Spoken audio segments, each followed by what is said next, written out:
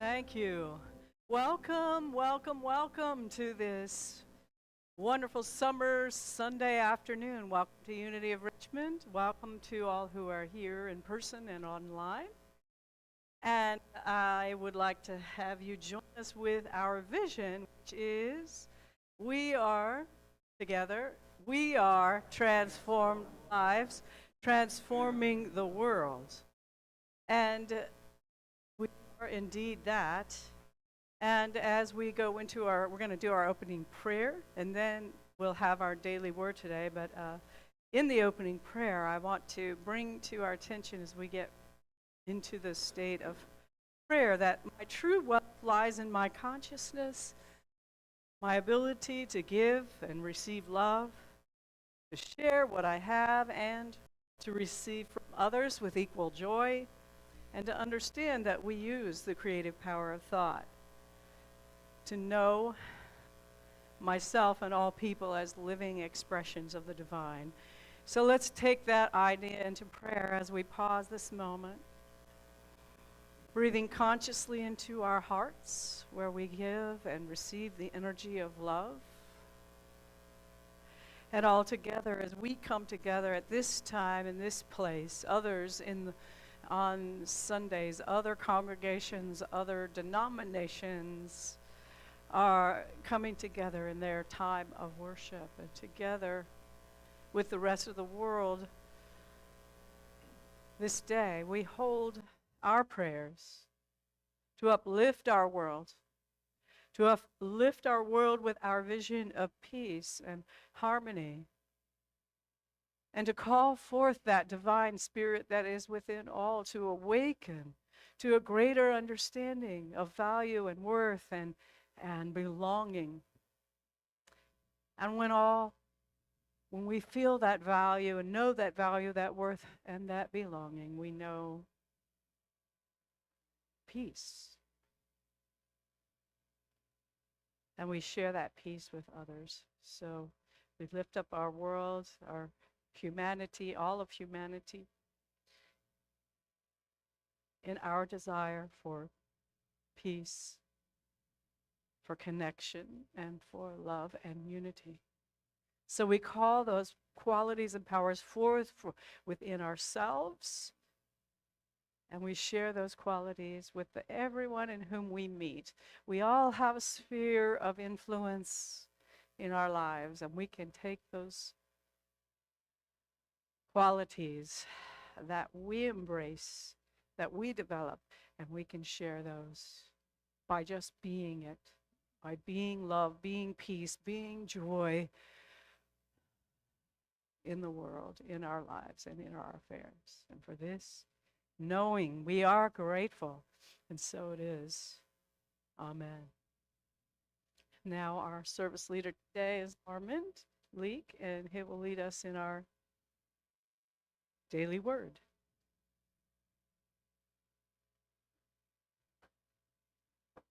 Good morning, Unity of Richmond.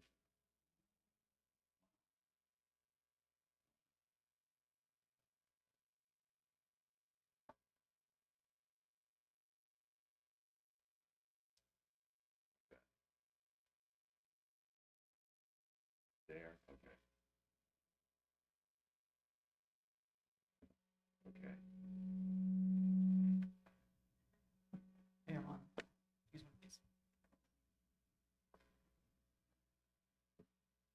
How's that? All right. We are a very flexible bunch here. Well, good morning, Unity of Richmond.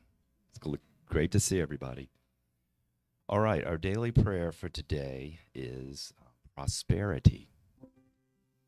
I live an abundant life. It has often been said, you can't take it with you. While it is true that money and material possessions must be left behind when I transition from this life, these things are not the source of my prosperity. My true wealth lies in my consciousness, my ability to give and receive love, to share what I have, and to receive from others with equal joy, to understand and use the creative power of thought, and to know myself and all people as living expressions of the divine. I live consciously and abundantly, making wise use of the earth's resources and drawing upon the limitless storehouse of divine ideas. Through the power of God within me, I enrich my life physically, emotionally, and spiritually. And our Bible quote for the day of Scripture is, "But store up for yourselves treasures in heaven, where neither moth nor rust consumes, and where thieves do not break in and steal." And so if everybody could repeat after me, our affirmation for today: I live an abundant life. One more time, I live an abundant life. Okay, all right. Everybody stand. Sing with us.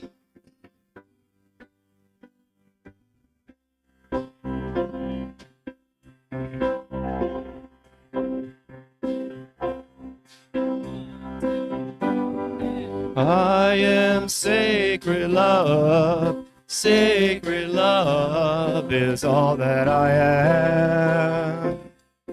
I am sacred love. Sacred love is all that I am. Show the way, God, show the way. I want to live in such a state of grace.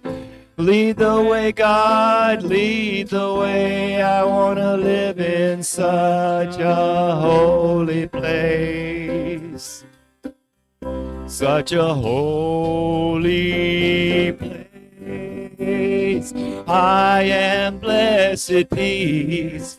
Blessed peace is all that I am. I am blessed peace. Blessed peace is all that I am. Show the way, God, show the way. I want to live in such a state of grace. Lead the way, God, lead the way. I want to live in such a holy place. Such a holy place. I am deepest joy. Deepest joy is all that I am. I am deepest joy. Deepest joy is all that I am. Show the way, God, show the way. I want to live in such a state of grace. Lead the way, God, lead the way. I want to live in such a holy place. Such a holy place. I am sacred love. Sacred love is all that I am. I am sacred love. Sacred love is all that I am. Sacred love is all that I am. Nice job, everyone.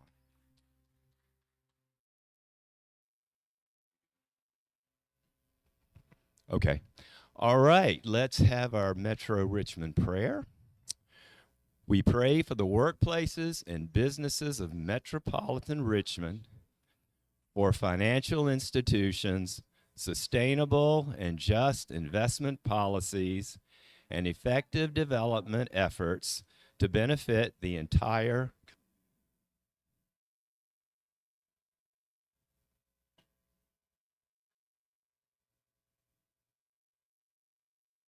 Okay. All right, opportunities, and we have some opportunities here at Unity of Richmond. First of all, we're going to talk about, we're going to ask Lynn to come up and talk about her ukulele lessons. Special announcement.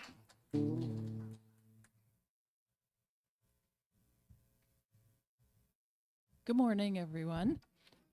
Hey, we're continuing with the ukulele lessons. It's a group class, so you can come, feel comfortable showing up whenever. And this week, for everyone who shows up, there is a special giveaway, which I'm not going to reveal, but it would be wonderful to have you all there. Any and all of you, if you choose. We're it's just so much fun. We had fun this week, so please think about coming Thursday at 1:30 to about 3 o'clock. Okay? All right, thanks.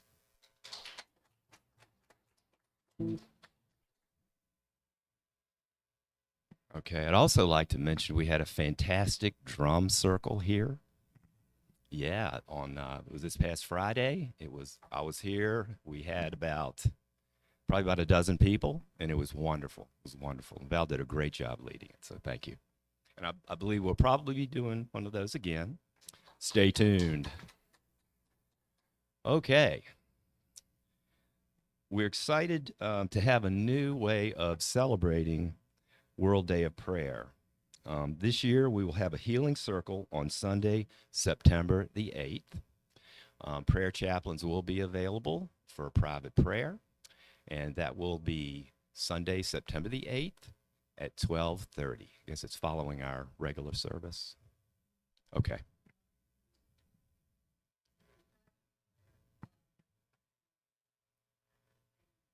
Right. Okay. Thank you, Carol.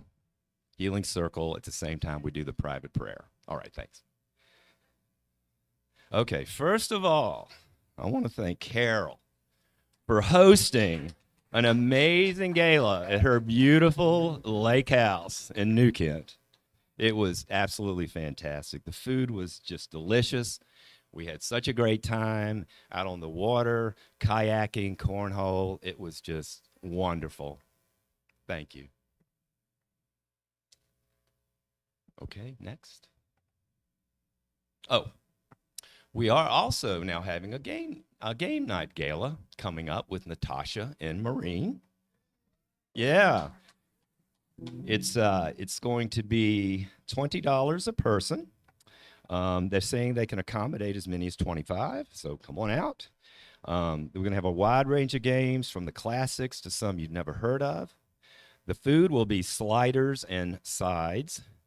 And this is just going to be a great way just to come, just really casual, kind of hang out, spend time together, and just enjoy ourselves. This is when we would usually have karaoke, so we are not going to be having karaoke. Looks like in September, so we will be resuming it again in October. But we are having karaoke coming up in August. So, all right. And we have our Fall Equinox Fest coming up. October the 5th through the 11th. We are very excited about this. Our Prosperity Committee has been organizing this.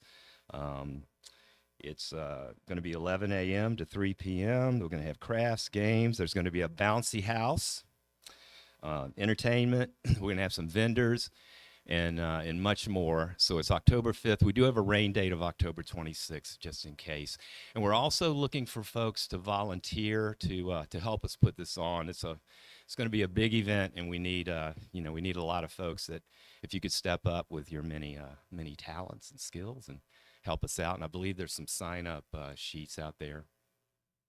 Okay, and Penelope is going to be out there. So you can talk with her, see what we need, and sign up. We're really glad to have you help out. Okay, is that? Okay, I think that's about it.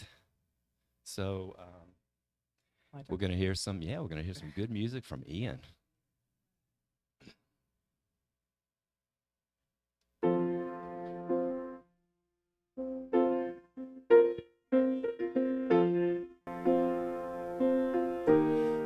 As best I can, my heart is an open heart.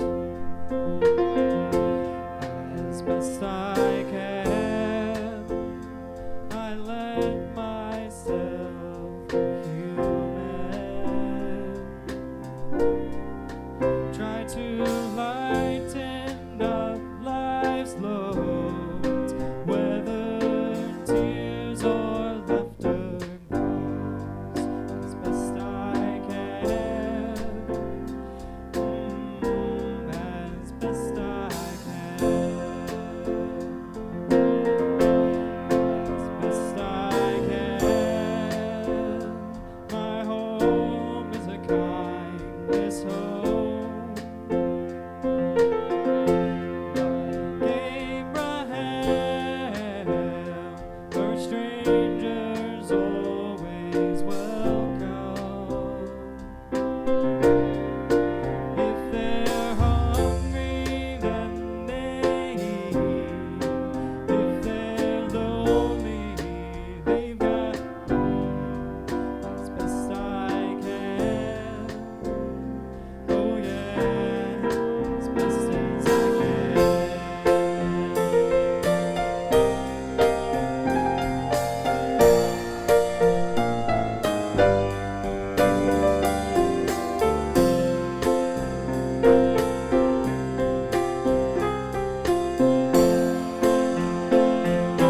What good can one man do?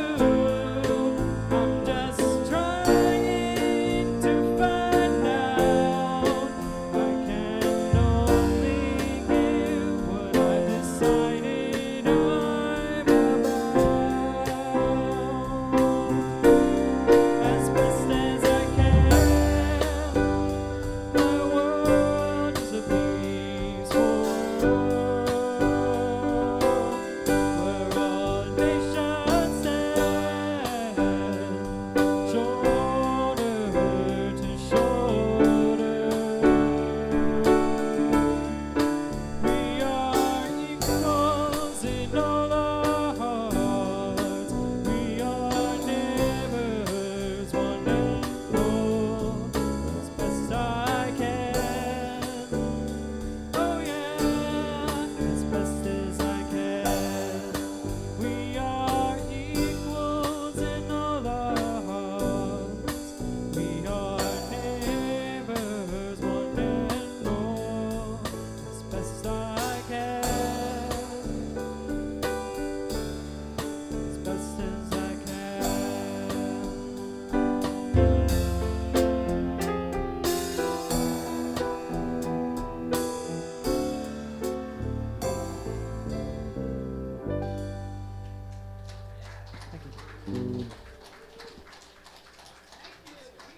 House Forrest Link and Ryan Bowman. Thank you, thank you, thank you.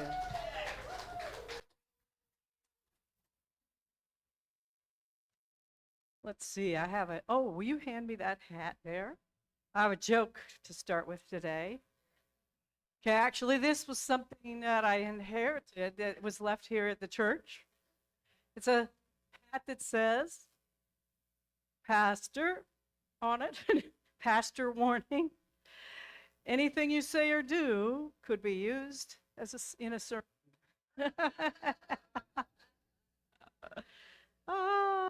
Just very funny, yes.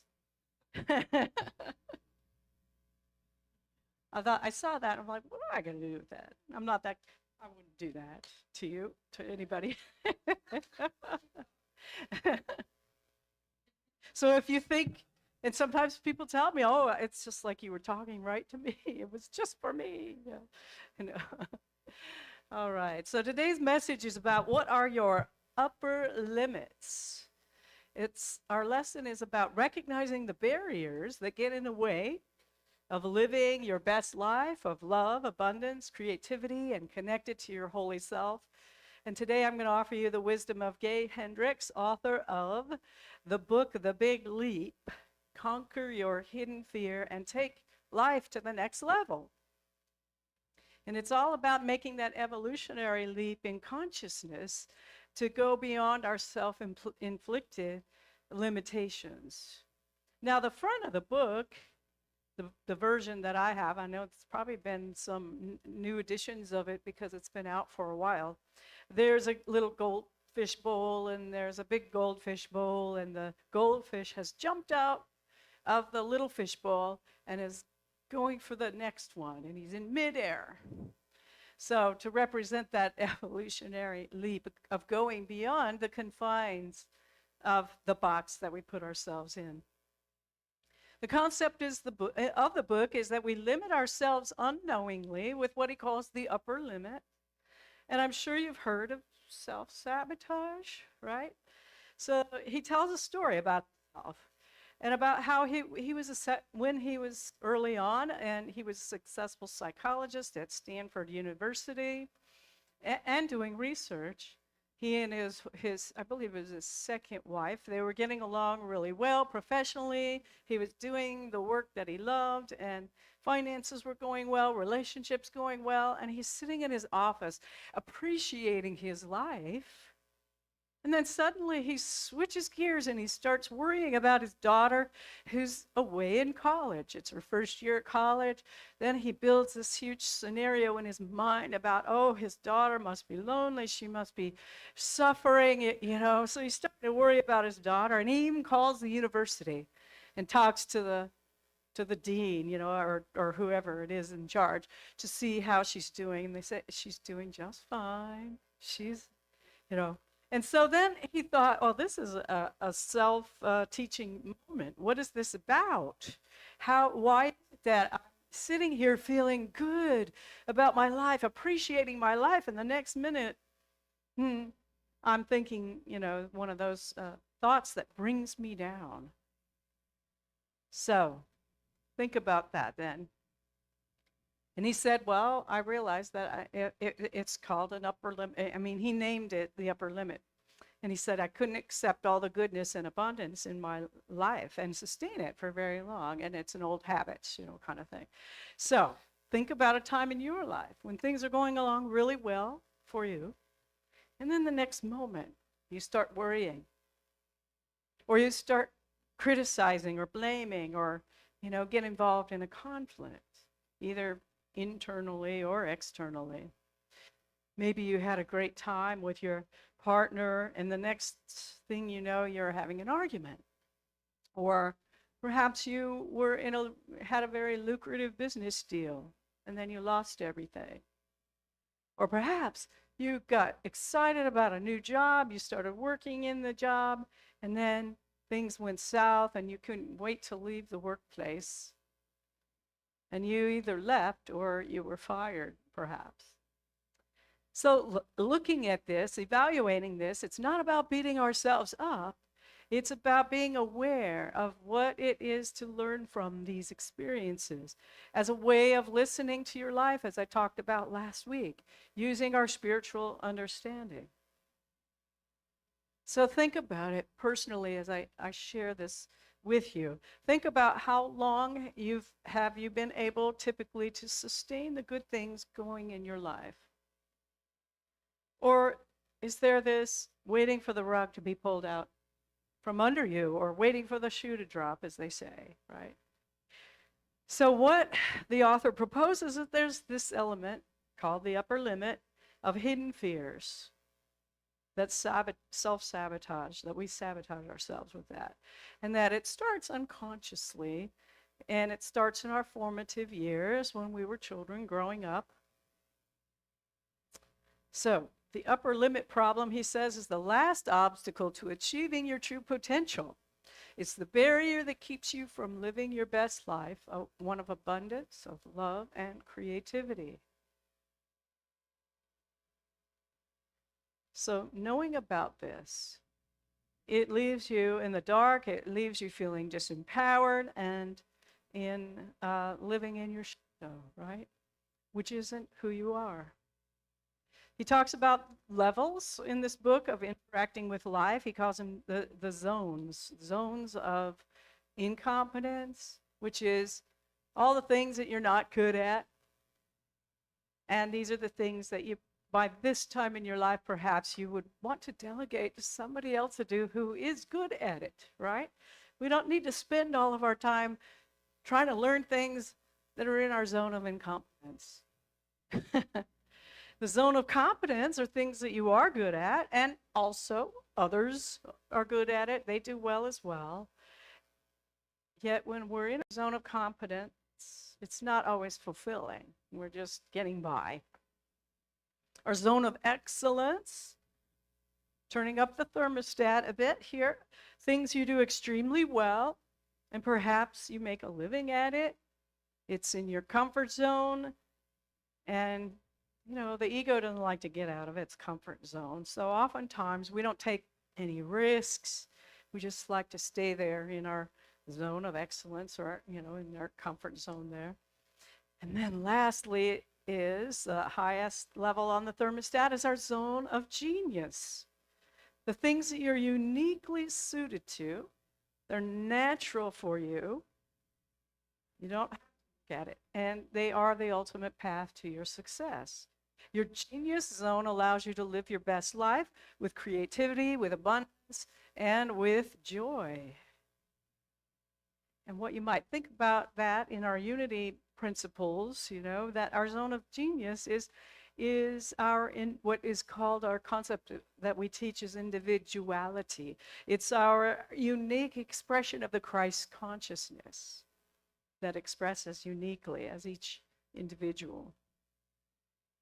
Now, the author says, the goal in life is not to attain some imaginary ideal, but it is to find and fully use your gifts. Now, when we're in our zone of genius, we don't care about recognition or ostracism. We don't have any excuses because we take 100% responsibility for our experience in life. And the fear is turned to excitement. It's not that we don't ever have any fear, but it is turned into excitement.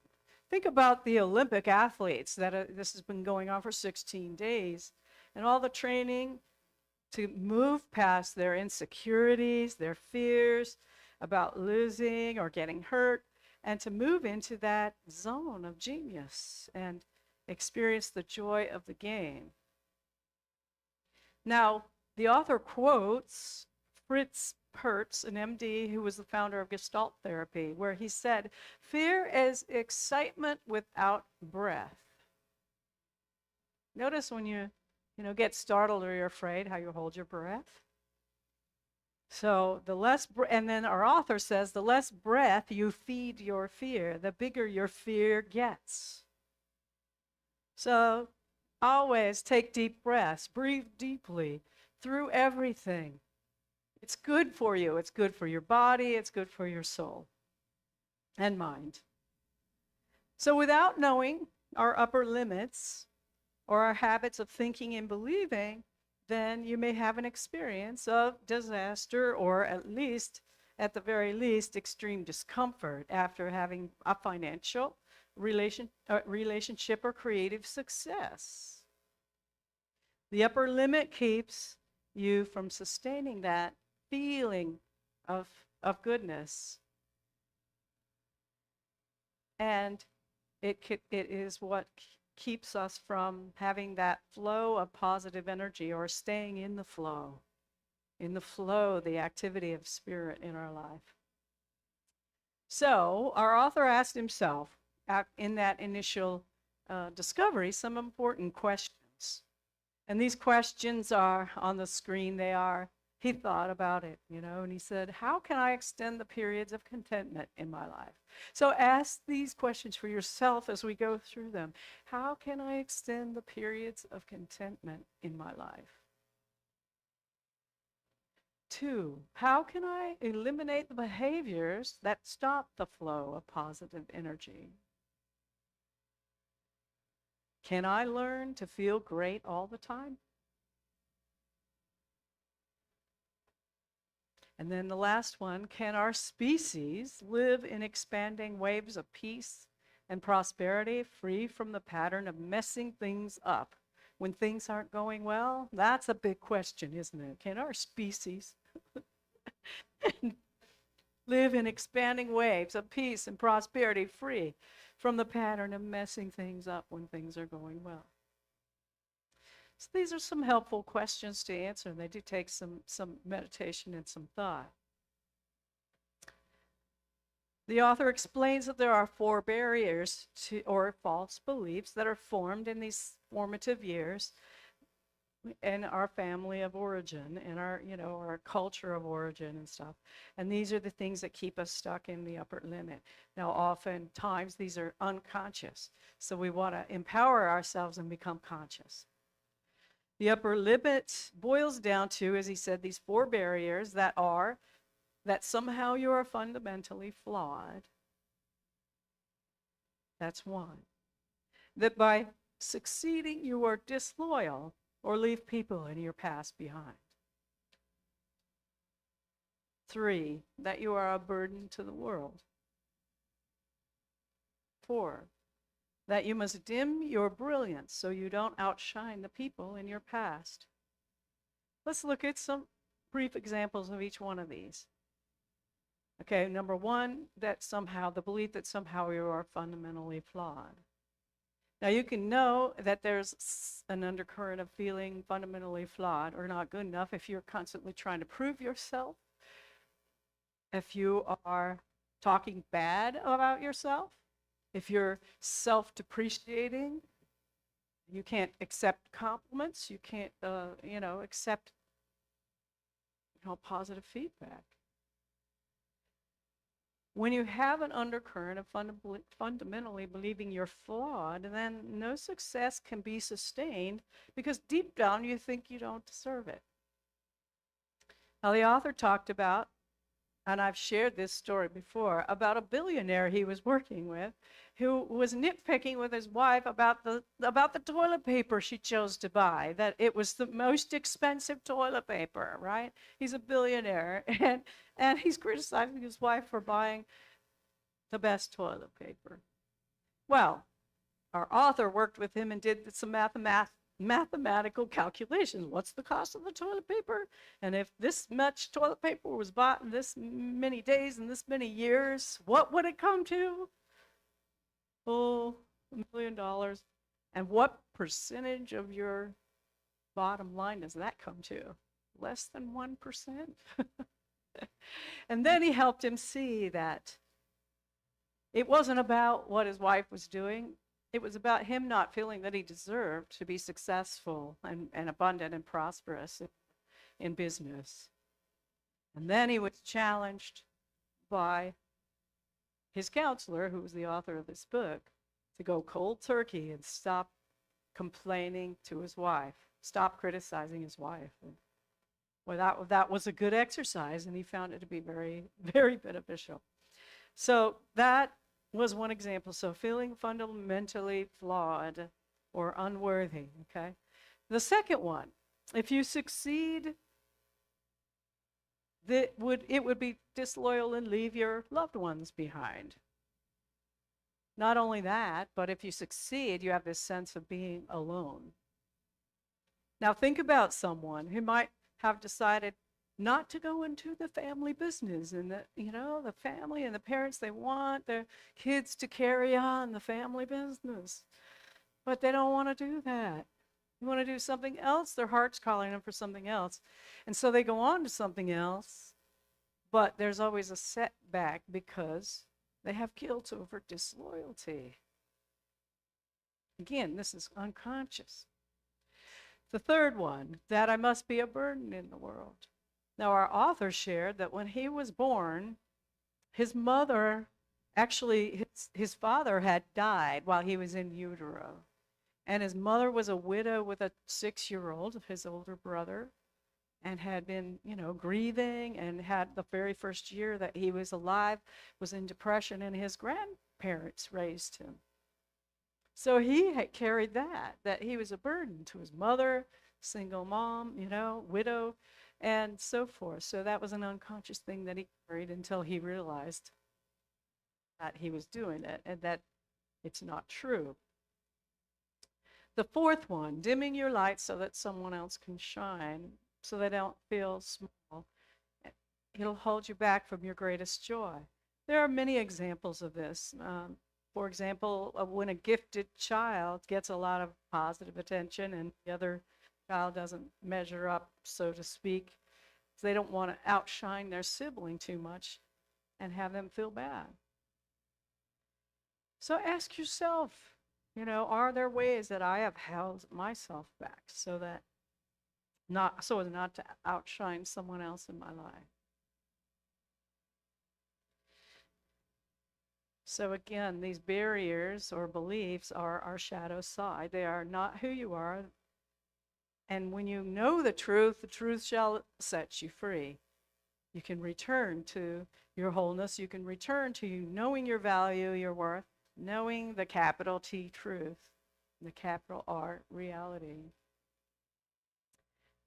Also, the author did work with a man who was an MD. He had his own company, medical company, and he was a CEO, and he was at a point in his life where he wanted to sell his business, and a big corporation came by and offered him a really good deal. It was at that time $4 million, and they offered him a salaried position in the company that he was selling for a number of years, as long as he wanted to work there. And he was nitpicking his contract, and he was looking at it going, I don't have as much vacation time as I'd like that I give myself right now. And so he found reasons to go back and negotiate or whatever. And then the company called him a few days later and they withdrew the deal. Well, that was a big blow for him. So he's talking with our author, and what he learned from the experience is that he didn't think he was worth $4 million. So there was this unconscious self-sabotage. So he began to ask himself these important questions. And there are two, and we have that on screen too. How much love and abundance are you willing to allow? This is the man who's come to this realization. How much love and abundance are you willing to allow, self? How am I getting in my own way? That was the other question. And these are all important questions for us to all ask ourselves. And even as a church, ask ourselves as a community, how much good and love and abundance and prosperity and how, growth do we want to allow? And how do we get in our own way? That can be good stuff to look at and evaluate. Now, with the insights and the counseling of our author, the realizations helped this man answer these questions. And thereafter, he was offered another lucrative opportunity to sell his company, and he went forward, from that. So it all worked out for the best. So let's put this to practical use, and see, how do you upper limit yourself so that so you can recognize it when it happens. Again, that upper limiting is to choke the flow of positive, good in your life, that feeling of being in the flow and keeping you connected to your source nature. So the things that our author says it all comes down to are these things, and I'm sure we all recognize them: worrying, criticism and blame, deflecting, what he calls squabbling, which is really, yes, arguing, and he said getting sick or hurt. So worrying, we already talked about that. The author talked about his experience of feeling good and then worrying about his daughter. Criticism and blame. It's a destroyer of intimacy and relationships. It creates hostile working conditions when it's in the workplace. And there was a story that he had a client who was not well liked in his organization he was the CEO of, because he was constantly getting fired up, even pounding the table and, you know, uh, just belligerent toward his employees. And he was able to let it go, but they weren't, you know. Ah. So he was working with the author, Gay Hendricks, and what he came to understand is that in his life, his father always gave him backhanded compliments. When he would compliment him or tell him something, and it was always came like sort of with an insult kind of thing. And so he realized that he was repeating that in his environment and in his workplace.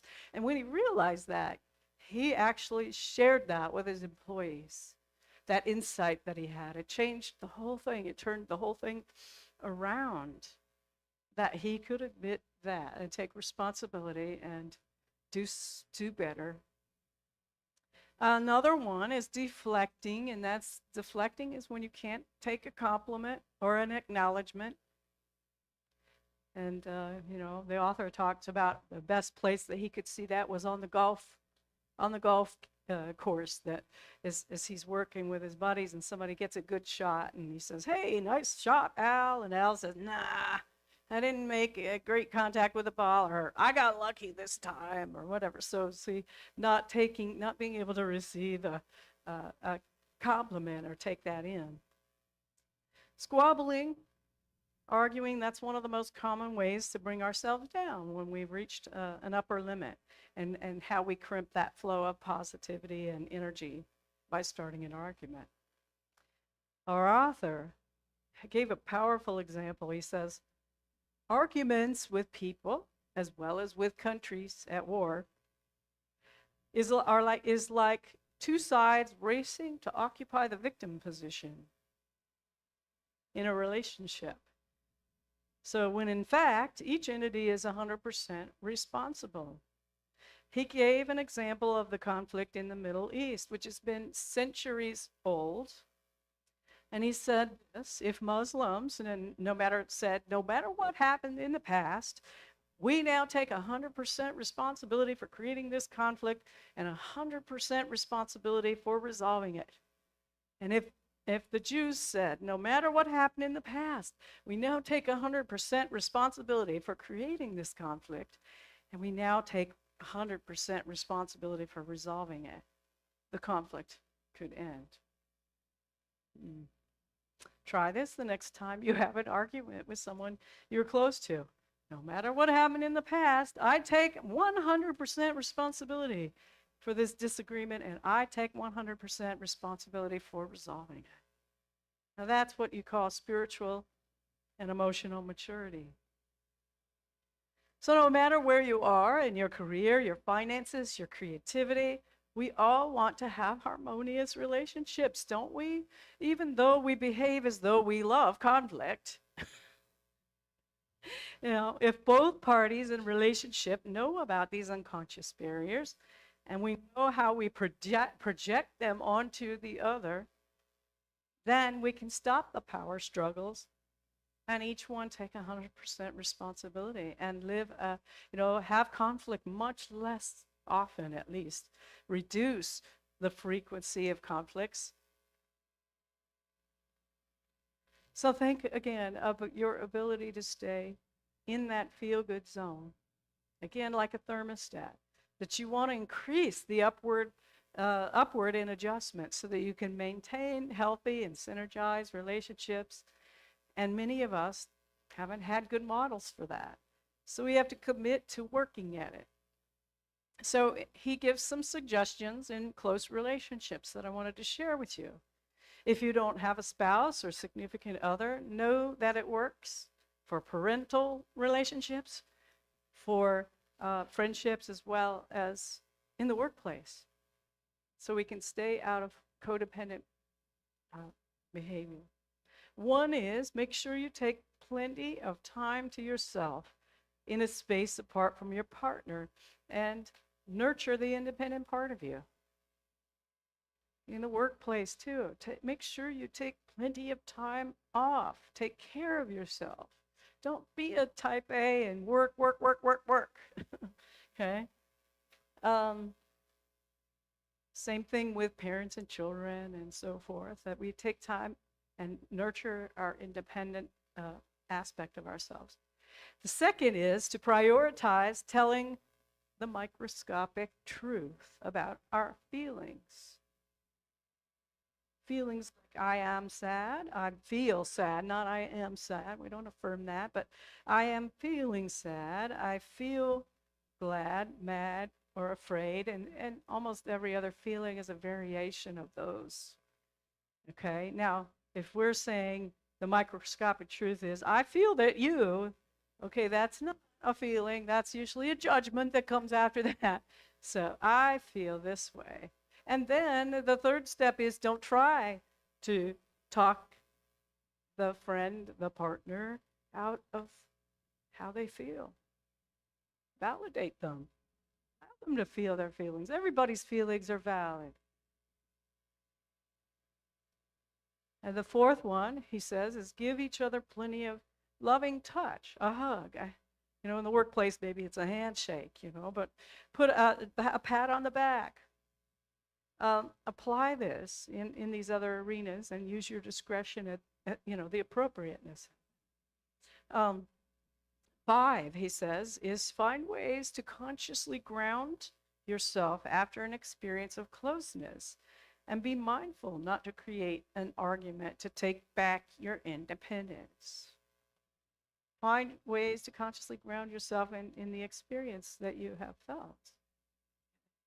And then 6, this is where the real work comes in continuing in the commitment, is find at least 3 friends that you can hold each other accountable and call out those upper limit behaviors. Remind each other to breathe when we need to center and raise that thermostat. So, in conclusion, if we want to get ready for that big leap in consciousness into your genius, what we want to do is ask these questions. Am I willing to increase the amount of time every day that I feel good inside? Am I willing to increase the amount of time that my life goes well? Am I willing to feel good and have my life go well all the time? Now, if a yes doesn't feel authentic, then start with, I am willing to be willing to increase the time, the amount of time that I feel good inside. I am willing to be willing to increase the time that my life goes well. I am willing to be willing to feel good and have my life go well all the time. Now let's bring this home. The goal is to live in our zone of genius, to live your best life of creativity and love and abundance, to be in that consciousness of prosperity that the daily word talked about. And our practice is to notice and become aware of when we hit those upper limits and identify it, take responsibility and let it go. So again, be mindful of these simple questions. How much love, these are the 2 questions that you had a moment ago. How much love and abundance am I willing to allow? And how am I getting in my own way?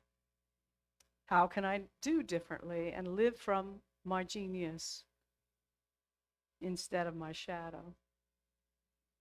Now, all of this, as I was saying, I think can apply it to us as a community. And we want to, as a community, be in our zone of genius. So I wanted to take the time for us to renew our vision for Unity of Richmond so we can all be in our zones of excellence and genius together and hold ourselves accountable and expand into the vision that we cast. About a year ago, we came out with this booklet of these are our visions for Unity of Richmond. And actually the mission and the vision was established before I got here with Reverends Richard and Vicki Gunsch, but we still hold that as our mission and our vision, that together we can do this. And then Armin's going to assist me with saying these together too.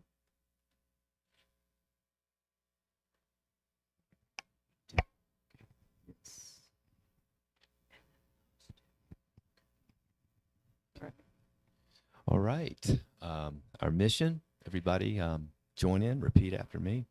We share the good news that God is unconditional love expressed as the Christ consciousness in each person.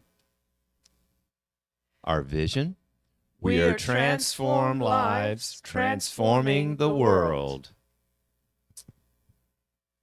Our values, relationships, openness, diversity, inclusivity, prosperity, consciousness, altruism, generosity, honesty, loving kindness, commitment, and transformation.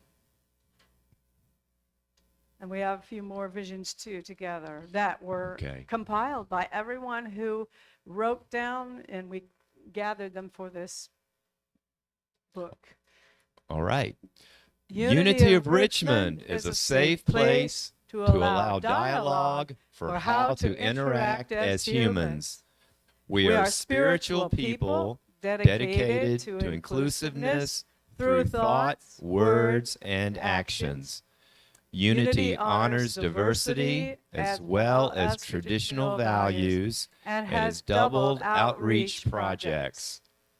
Unity of Richmond has a growing membership and attracts people from all walks of life, youth and family, and people of all races and sexual orientations. Our Congregation is joining together in joy and companionship. Our attendees give generously of income and or share divine ideas of prosperity streams. Each person grows in the knowledge of the truth of who they are. We are a healing community offering healing to self and others. And there's one more. All right. What? We are a focused ministry. We We know know who we are. We We know how to serve this ministry and beyond. We have purpose, wholeness, and response. Unity of Richmond has sanctuaries and classrooms filled with enthusiastic, willing, compassionate people searching for truth through education, service, fellowship, support, in joy, and in gratitude. Yes, power in that. These are just a few of the visions, that are in the book. Now, a vision should be exciting. Do you feel the excitement of that expanded vision? And I hope that you're excited to make this a reality, because we are all 100% responsible to bring this manifestation, right? So I'm asking you this, and I do want you to respond. Are you ready to break the barriers into your genius zone and live a joyful life? Let's hear that one more time. Are you ready to break the barriers into your genius zone and live a joyful life? All right. Let's do that, and let's move into our zone of genius together. All right. Thank you. And with that, we just continue. We breathe in that excitement. We breathe in the feeling of community, connected to each other. And as we pause for this time of meditation, we take this time apart. This is where we access our genius, where we access that spiritual consciousness that expresses uniquely as each one.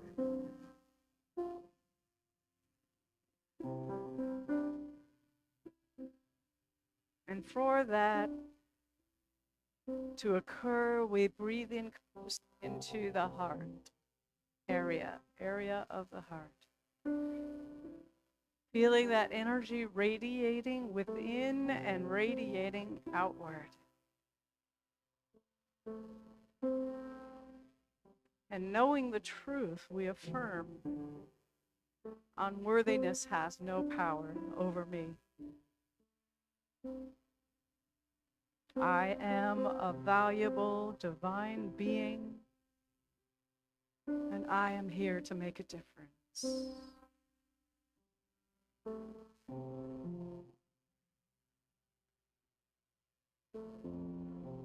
I am a valuable divine being, and I am here to make a difference.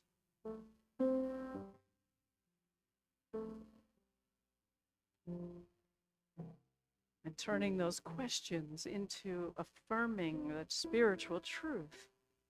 I am willing to allow love and abundance in my life.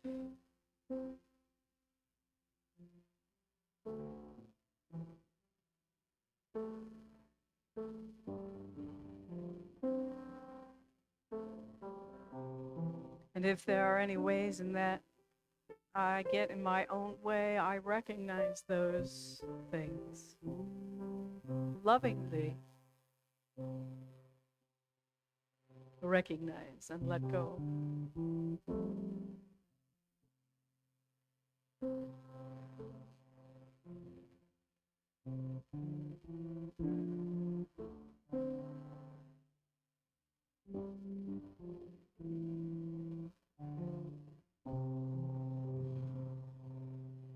Let's ask these two questions. What is in my zone of excellence? Let's start there. What's in my zone of excellence?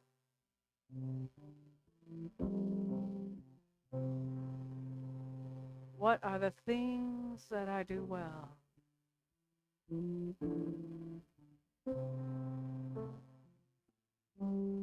That energize me?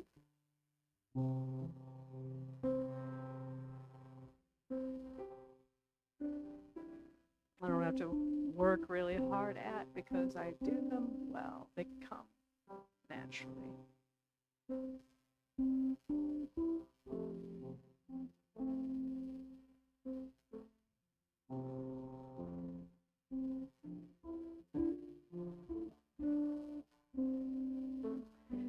And now let's ask the question, what is in my zone of genius?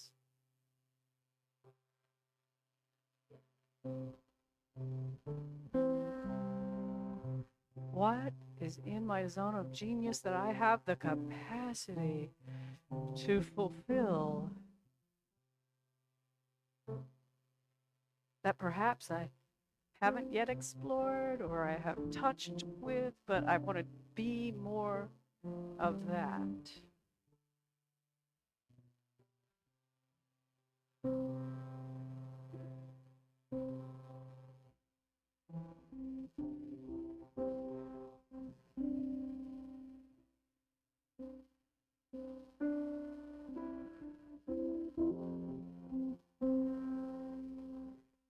Let these words be your words. I have come here to be valuable.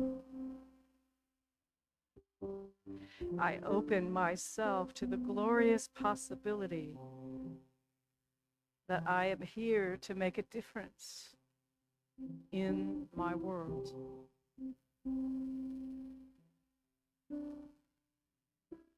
I am here to contribute to bringing forth a planet of peace.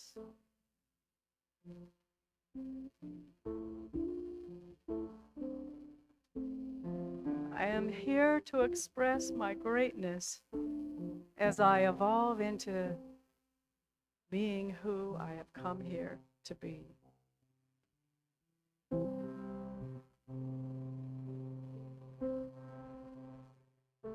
Every time I choose compassion, support, kindness, or peace, I make a valuable contribution to planetary harmony.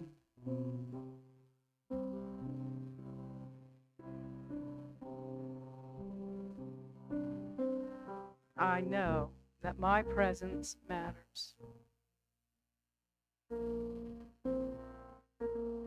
I am a valuable divine being, and I am here to make a difference. Breathe all of those truths in.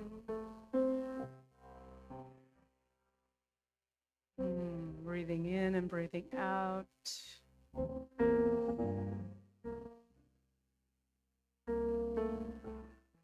Feeling the peace, feeling the joy, feeling the excitement of our vision together.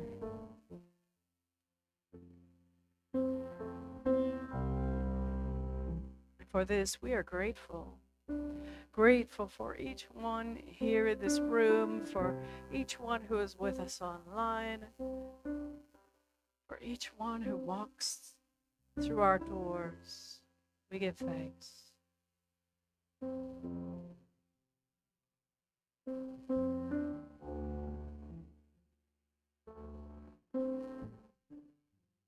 And so it is. Amen. Now we'll have a song together.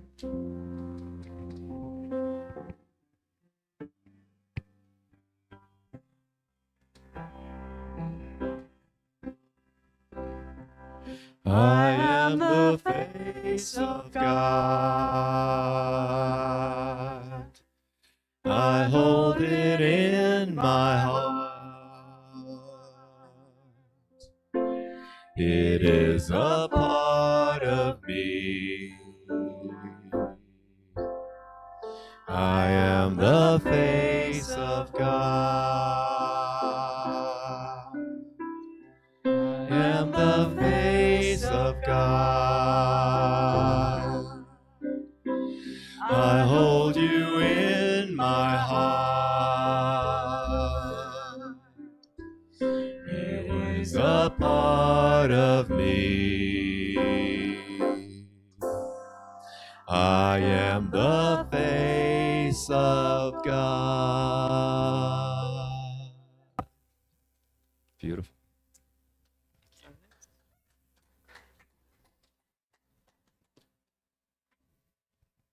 All right. Time for our offering, and here come our beautiful ushers. Yeah. Okay, guys. Let's do our prosperity blessing. Divine love flows from me as a spirit of generosity. I know that as I give, I enter the flow of abundance. Every good possibility comes into view as I swim in the stream of infinite good.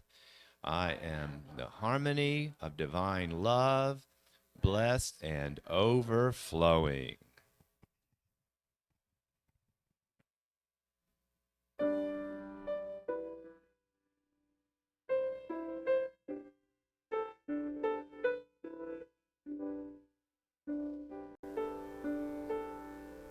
I was a little boy who never spoke his mind. I wouldn't rock the boat, I couldn't cross the line. But every step that I've taken, every pain, every tear has led me to the one who's standing right here.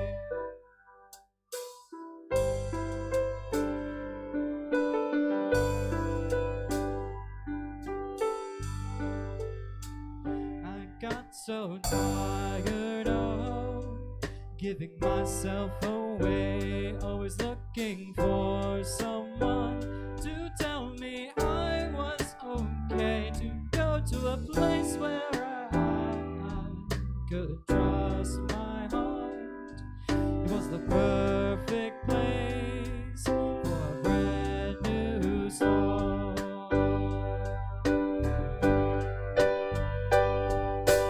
Here I stand in my power. Here I stand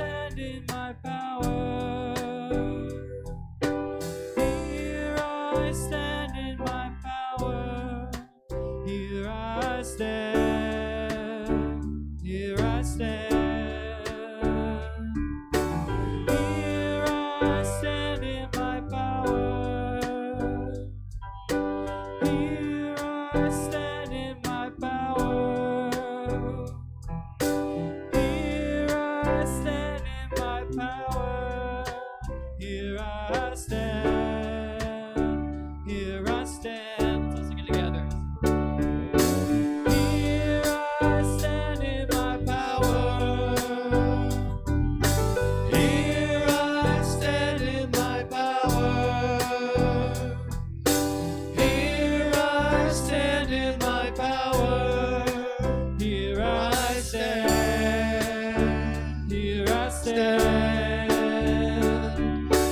Here I stand in my power.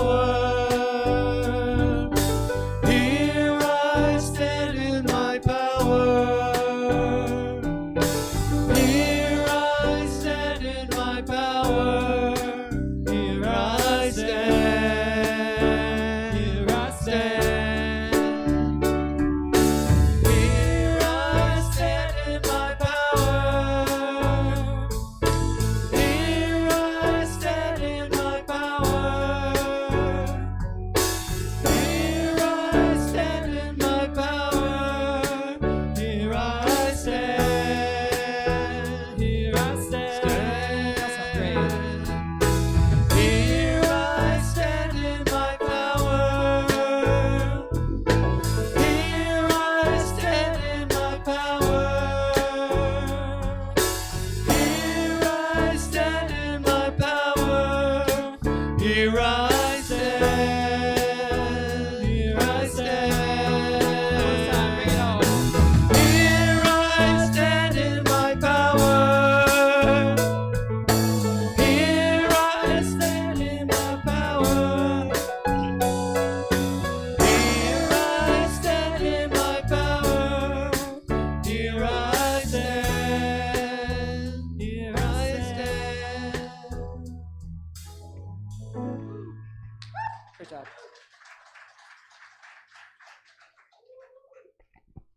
That was beautiful. Thank you. All right, let's call the ushers forth. All righty. Okay, let's thank our gifts. We give thanks for the gifts that will support our mission of creating a spiritually awakened world, and we sure do. I see we got some youth in the back here. All right.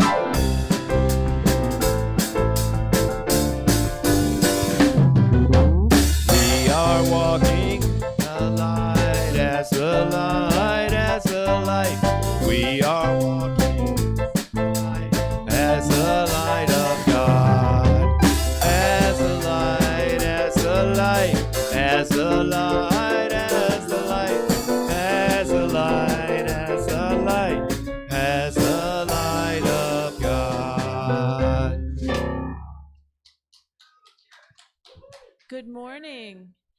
So this morning we talked about faith, and we also, Eric, this is Eric. Eric reminded me we hadn't been out to the garden in a couple Sundays, so can you hold up the carrots?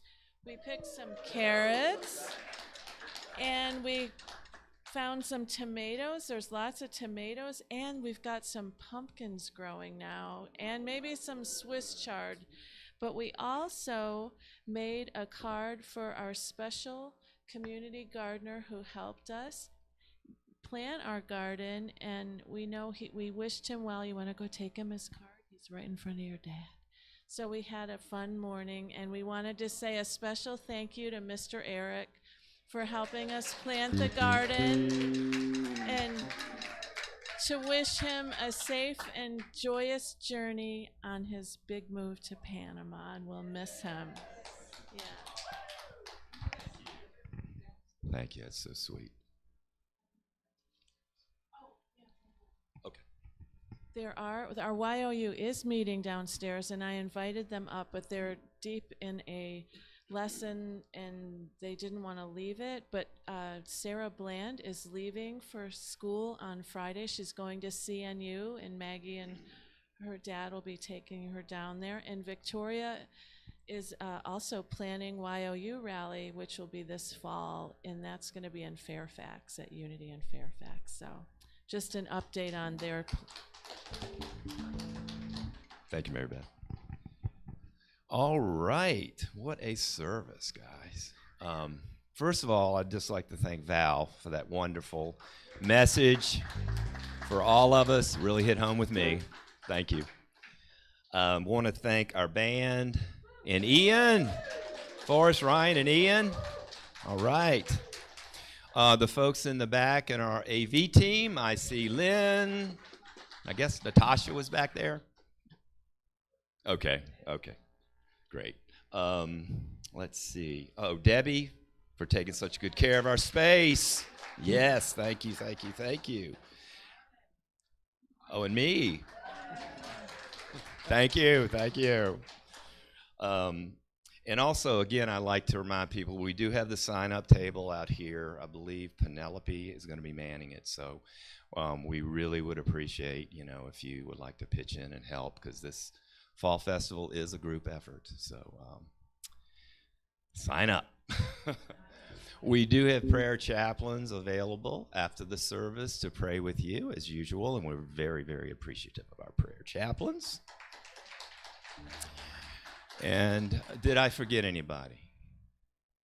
Okay. We want to thank you for being here, and all of our online folks for being here too. God bless you all. Okay. All right. Let's have our prayer of protection, then we'll have our peace song. All right. After me. The light of God surrounds us. The love of God enfolds us.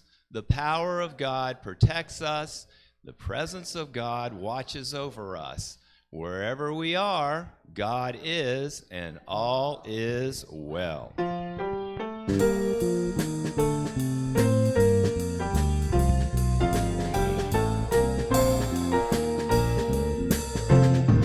Let there be peace on earth, and let it begin with me. Let there be peace on earth, the peace that was meant to be. With God as creator, family all are we. Let us walk with each other in perfect harmony. Let peace begin with me. Let this be the moment now. With every step I take, let this be my joyous vow. To take each moment and live each moment in peace eternally. Let there be peace on earth, and let it begin with me. Woo! Everybody have a great week.